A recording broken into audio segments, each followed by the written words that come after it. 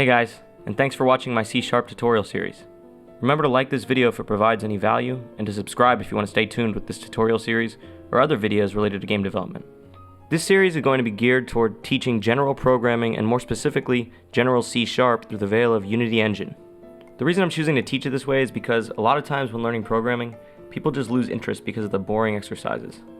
In this series, the exercises are going to be fun, as creating games teaches the same fundamentals of programming while leaving instant feedback. C# is a good language to choose to learn because of its versatility and its ease to pick up for beginners. If you learn the fundamentals of C#, those fundamentals will be easily passed over into most object-oriented programming languages like C++, Java, and Python. Just to let you guys know, this video is for first-day beginners of C#, so if you've already installed Visual Studio or Unity, you can skip this video. For those of you who don't know what Visual Studio is, it's the program where you're going to write your code. It's called an integrated development environment. You might also see IDE. Just know it's where you write your code and you're going to receive instant feedback from the program. Before Visual Studio though, let's download and install Unity. Unity is a free game development engine that uses C# as its programming language. I've included the link down below, or you could just Google Unity Engine download. It should be the first link. If something's changed and Indian scammers from Delhi have actually SEO'd that first position, just be careful. If they ask to be paid in Best Buy gift cards, you're on the wrong page. Alright, and for our purposes, we're going to download Unity Hub. Unity Hub is basically an organizing software provided by Unity. It's better to get the Hub because it auto-updates. Unity does have pretty regular updates, so just get the Hub if you don't want to go back to the Unity site every month checking for new updates. After you install Unity Hub, it'll look like this, except empty. Unity Hub has a lot of cool features already built in. There are tutorials to learn the different aspects of game design, including programming, forums with unlimited access to their community, and a tab which actually lists the different versions of Unity you have installed. If you get a chance, I'd definitely explore it and see what you can find. So first things first, we're going to make a new project. Make sure you choose a good and easy to access directory. I just save all my projects into a folder called Unity in the root D drive.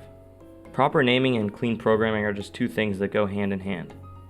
Let's make sure that we name our first project well so we know exactly what it is. I'm going to call it C# Tutorial Course.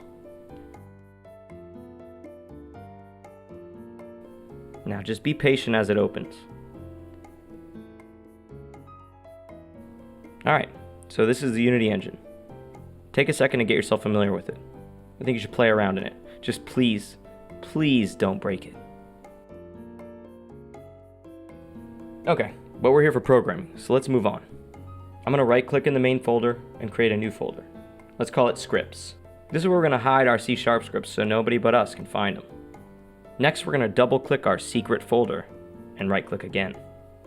Click Create and a new C# script. Let's call it Introduction. Don't try to open it yet though. If you do, your computer will explode, and I'm not liable for any damage to your neighbor's apartment. But really, it'll probably just open in Notepad, and that's not what we want.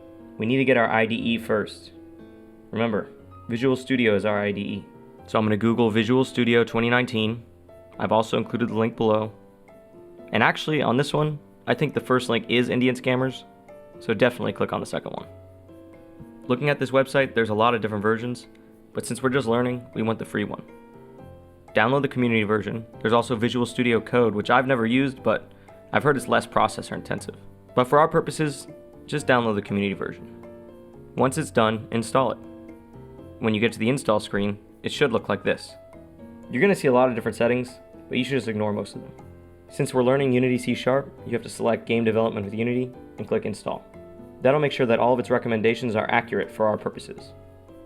Once that's installed, let's go back to Unity and double-click that introduction script we made. And once it loads, we see some coding gobbledygook, some himmies, some haws, some more nonsense over here. Alright, I'm just kidding.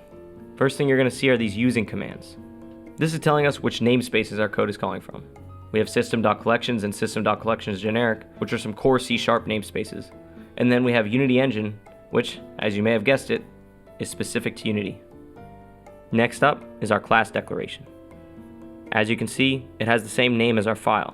If you change one and not the other, your files won't compile and it may take a while to fix it.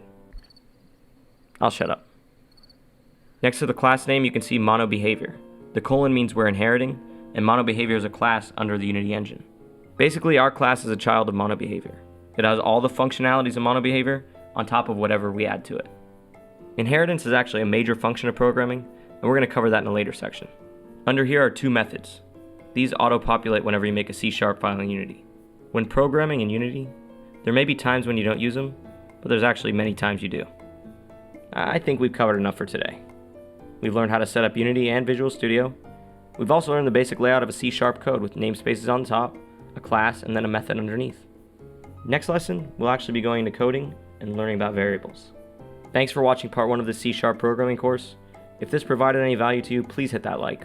Definitely subscribe if you're looking to delve deeper on your journey to become a programmer or a computer scientist.